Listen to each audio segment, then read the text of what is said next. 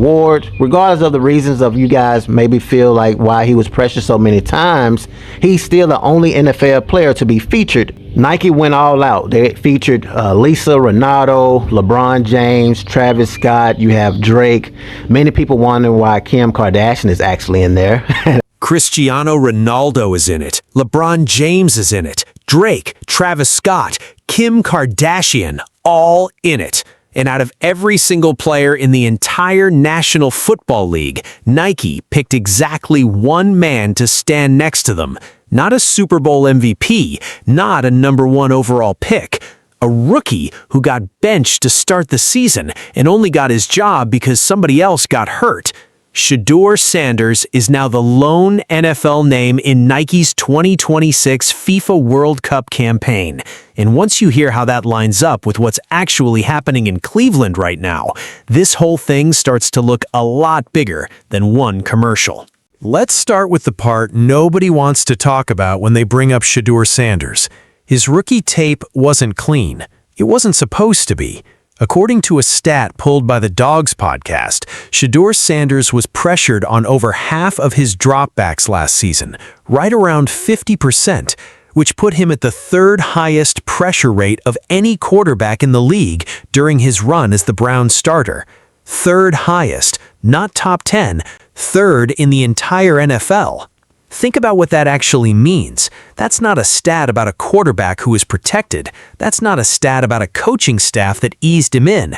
That's a stat about a rookie fifth-round pick getting thrown into a collapsing pocket over and over again, snap after snap, and still finding a way to be 3-4 as a starter, still finding a way to string together a 2-game winning streak against divisional opponents, still finding a way to beat a quarterback the league had already crowned as the best rookie in his class. So when people bring up the interceptions, when people bring up the completion percentage, when people act like the tape tells the whole story, they're leaving out the part where the offensive line in front of him was basically waving him through to the wolves. He wasn't sitting in a clean pocket making calm reads. He was getting hit before he could finish his drop over half the time, and he still made it work often enough to win football games. And this wasn't some soft schedule either. This came against divisional opponents who see you twice a year and adjust their entire game plan around stopping you the second time. He wasn't just surviving pressure, he was surviving it against teams that had a full week of tape on exactly how the Browns' line was struggling to protect him. Most rookies in that situation don't win 2 games in a row against anybody, let alone divisional rivals who are actively trying to end your season. Now hold that thought, because here's where it gets interesting.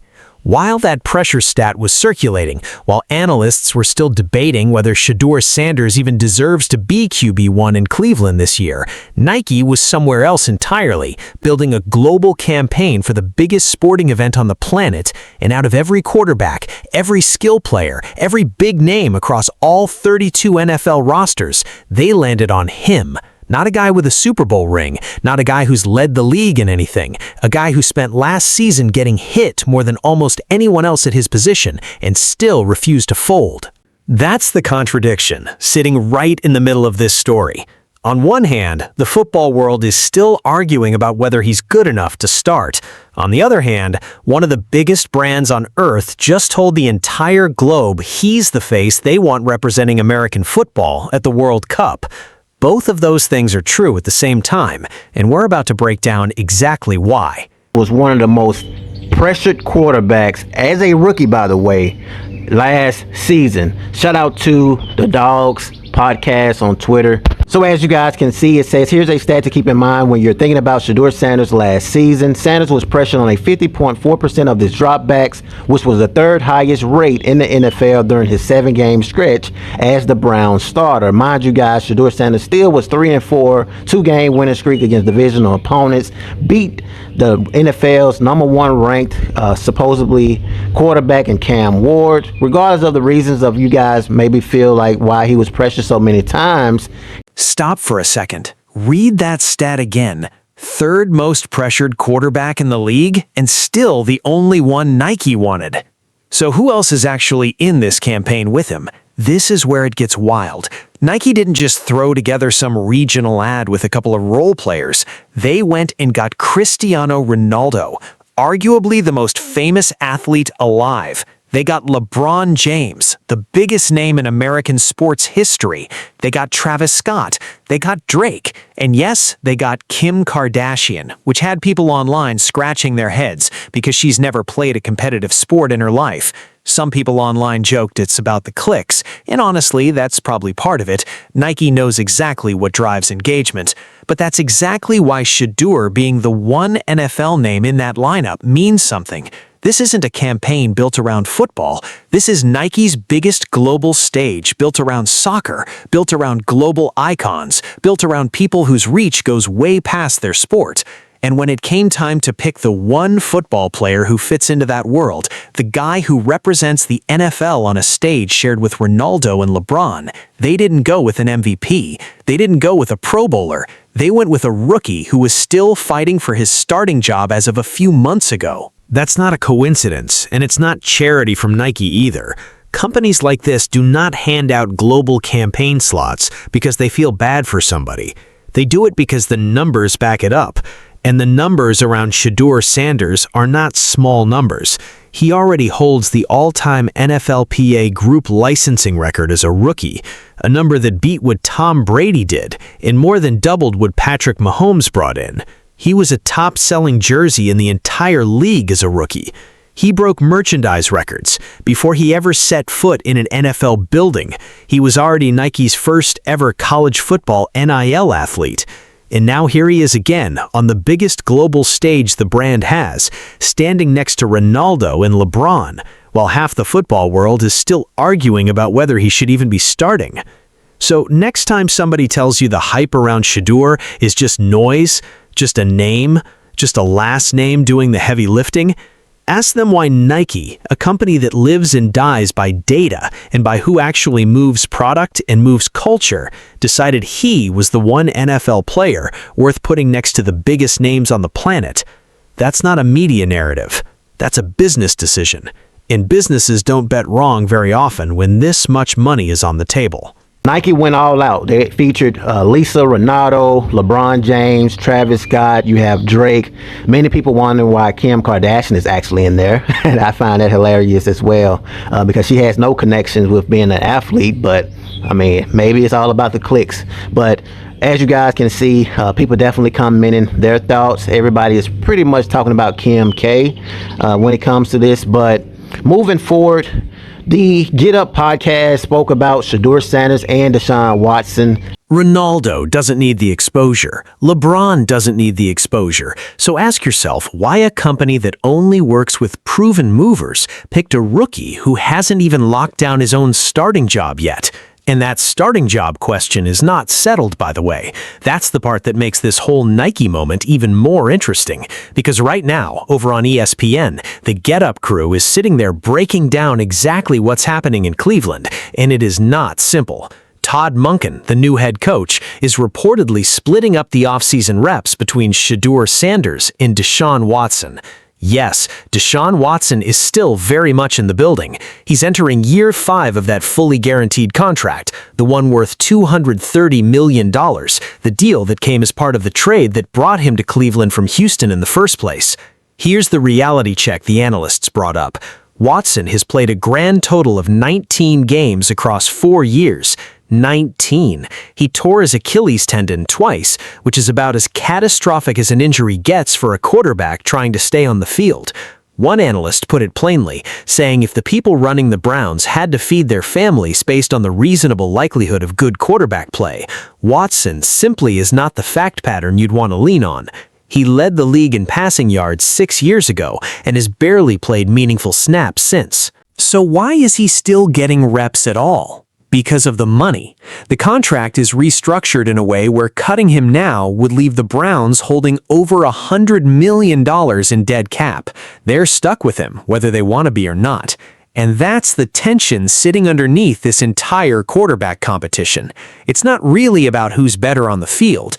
Multiple analysts have basically said the quiet part out loud, that the media is being told it's a real competition, but the writing is already on the wall, and it points to Shedeur Sanders. Now line that up with the Nike news, While Cleveland's front office is playing what one analyst literally called mind games with the media over who the starter is going to be, Nike already made their decision. They didn't wait around for training camp to sort itself out. They already decided which quarterback from the entire NFL deserved a seat at their biggest global table. And it wasn't the guy with the $230 million guarantee. It was the guy still technically fighting for QB1. Think about how unusual that timing actually is. Brands like Nike do not move fast on this stuff. Campaigns like the FIFA World Cup push get planned out months, sometimes closer to a year in advance, which means at some point, while Cleveland was publicly telling reporters this was a wide-open competition, Nike's people had already looked at the entire league and quietly locked in Shedeur Sanders as their guy. That's not a decision made off of hype from one preseason game. That's a decision made off of everything they'd already seen: the merchandise numbers, the licensing record, the way he handled getting pressured on half his snaps and still kept winning. Watson, they want to see Shedeur Sanders be QB1, and they're going to give you guys reasons of why it should not be Deshaun Watson. Get back to work. 20 NFL teams begin OTAs tomorrow. Time now for some Graziano. Didn't get that the emphasis on the right syllable. You're good. What can you tell us about the Browns quarterback competition? Looks like Todd Monken, the new head coach, is splitting up the offseason reps between Shedeur Sanders and Deshaun Watson. Yes, Deshaun Watson is still there. He's entering the 5th and final year of the 5-year, fully guaranteed $230 million contract they gave him as a condition of the trade that brought him there from Houston. He has played a grand total of 19 games over the first 4 years, but he's healthy and apparently a candidate to win the starting quarterback job in Cleveland. Do you think Sit with that for a second. Nike didn't wait for Cleveland to make up its mind. They already made theirs. But here's the part of this story that actually matters more than any stat, any contract number, or brand deal. Because while all of this business and football noise was swirling around him, Shedeur Sanders was somewhere else entirely, launching his own barbershop competition, putting real opportunities and real eyes on working barbers who don't usually get this kind of platform. That's not something you do for headlines. That's something you do because you actually care about the people around you. And in the middle of filming that, Shedeur said something that stuck with a lot of people watching. He talked about loving the game of football, and then he said, "Just because you love the game, that doesn't mean the game loves you back." That's not a throwaway line. That's a grown man talking about the reality of this sport. A sport that chews people up and spits them out no matter how much heart they bring to it. And he said it early. He said it before the league forced him to learn it the hard way. Think about the layers here. This is a guy getting pressured on half his snaps, still winning football games, still becoming the face of a Nike campaign next to Ronaldo and LeBron, still building things off the field for other people, and still humble enough to acknowledge that none of this is guaranteed.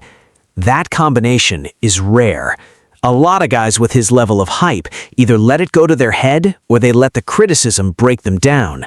Shedeur is doing neither. He's building a business, he's building a platform, and he's still showing up to compete for a starting job against a quarterback making over $200 million, regardless of how the front office is playing it publicly. So when you put it all together, the pressure stats, the Nike campaign, the quarterback competition drama, and the barbershop clip where he's talking about the game not loving you back, you start to see the bigger picture here. This isn't just a story about one commercial.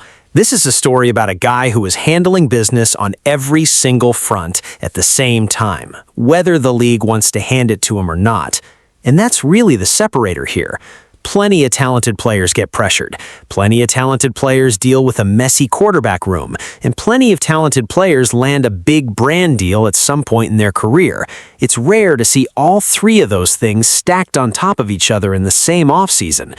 And it's even rarer to see the player at the center of it staying grounded enough to talk about the game not owing him anything while it's all happening. That's not luck. That's a mindset that was built well before he ever got to Cleveland.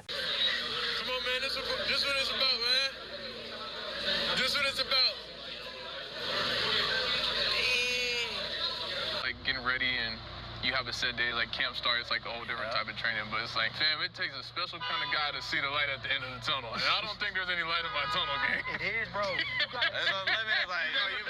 don't think there's any light in my tunnel. Just because you got love for the game, don't mean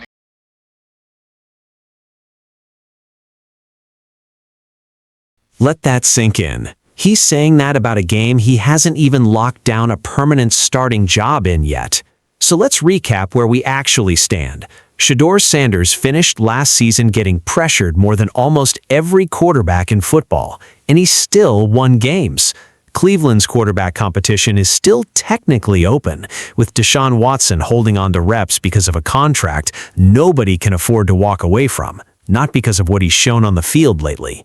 And through all of that noise, Nike looked at the entire NFL and picked exactly one player to represent the league on the biggest global stage they have, standing shoulder to shoulder with Cristiano Ronaldo and LeBron James. Not the reigning MVP, not a Super Bowl champion, Shedeur Sanders. That's not hype talking. That's a global brand with more market research than almost any company on earth deciding this is the guy worth betting on. And it's happening at the exact same time he's out here building barber shops for other people and talking openly about how this game doesn't owe him anything. You don't usually get all of that from one player at the same time. So here's the real question. Is Nike seeing something in Shedeur Sanders that the Browns front office is still pretending they haven't figured out yet? Or is this Nike campaign just business as usual, completely separate from whatever happens with the starting job in Cleveland? Drop your answer below. Do you think Nike already knows who's winning that quarterback competition, or do you think this is all just a coincidence? Smash like and subscribe.